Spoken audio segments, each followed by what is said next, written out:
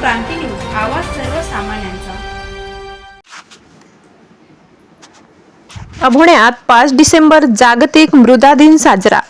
जागतिक मृदा दिन 5 डिसेंबर तालुका कृषी अधिकारी कार्यालय कळवण यांच्या वतीने लोकनेते स्वर्गीय ए.टी. पवार सभागृह अभोणा या ठिकाणी तालुकास्तरीय कार्यक्रम आयोजित केला होता। या कार्यक्रमात उपस्थित मान्यवर माननीय अशोक डमाडे, उपविभागीय कृषी अधिकारी कळवण, उपविभाग वाल्मिक प्रकाश, तालुका कृषी अधिकारी कळवण श्री रुपेश खेडकर, शास्त्रज्ञ कृषी विज्ञान केंद्र मालेगाव यांनी शेतकऱ्यांना मार्गदर्शन केलेला।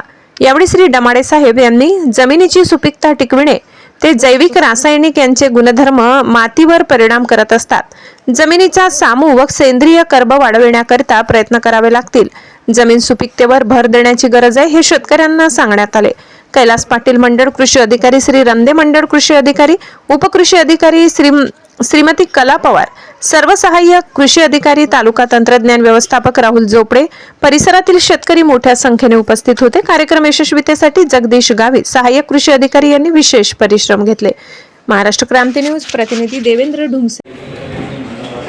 जागतिक मृदा दिन हा 5 डिसेंबर रोजी संपूर्ण जगामध्ये साजरा केला जातो। या दिवशी मातीचं शेतीच्या दृष्टीनं असलेलं महत्त्व हे शेतकरी बांधवांना पटवून दिलं जातं। या दृष्टिकोनातून आज अभोणा तालुका कळवण या ठिकाणी तालुकास्तरीय जागतिक मृदा दिन साजरा करण्यात आला।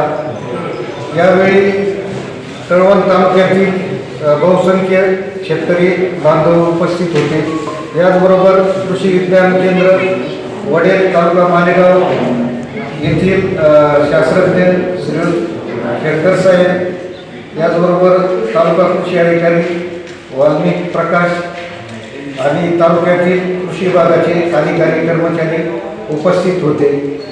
यावेळी शेतकऱ्यांना मातीचं महत्त्व पटवून देण्यात आलं। यामध्ये माती ही निसर्गतः खडकापासून तयार होते। मातीचा एक इंच थर तयार व्हायला साधारणतः लाखो वर्षाचा कालावधी लागतो, परंतु तीच माती आपण जर तिची काळजी घेतली नाही तर जोराचा पाऊस आला तर मोठ्या प्रमाणात ओढ्या नाल्यामध्ये वाहून जाते। म्हणून शेताची योग्य पद्धतीनं बांधबंदिस्ती करणं आवश्यक आहे। शेताची मशागत करताना उताराला आडवी करणं आवश्यक आहे। याचबरोबर बांधबंदिस्ती करून शेतातील माती शेतातच राहील आणि ती वाहून जाणार नाही या दृष्टीनं काळजी घेण्याचं शेतकरी बांधवांना पटवून देण्यात आलं।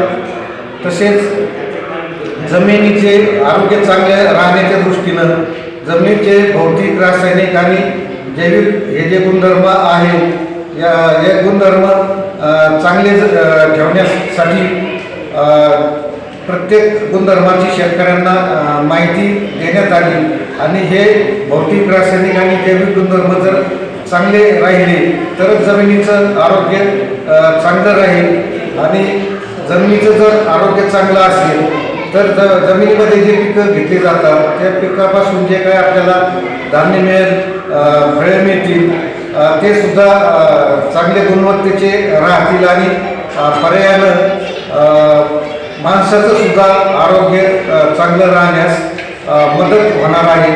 याचबरोबर रासायनिक खते, कीटकनाशके यांचा वापर करून जास्तीत जास्त जैविक खते, कीटकनाशके यांचा शेतामध्ये वापर करावा।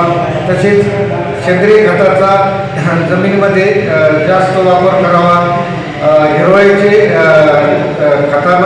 खतासाठी ताक घ्यायचा यासारखी पिके घेऊन ती जमिनीमध्ये गाडावी, जेणेकरून जमिनीचा जो सेंद्रिय कर्ब आहे ज्याला जमिनीचा आत्मा म्हटलं जातो तो 1% वर राहील आणि याचा उपयोग जमिनीचं आरोग्य सुधारण्यासाठी होणार आहे। अशाच नवनवीन बातम्या पाहण्यासाठी आमच्या महाराष्ट्र क्रांती न्यूज या YouTube चॅनलला लाईक करा, सबस्क्राईब करा आणि बेल आयकॉन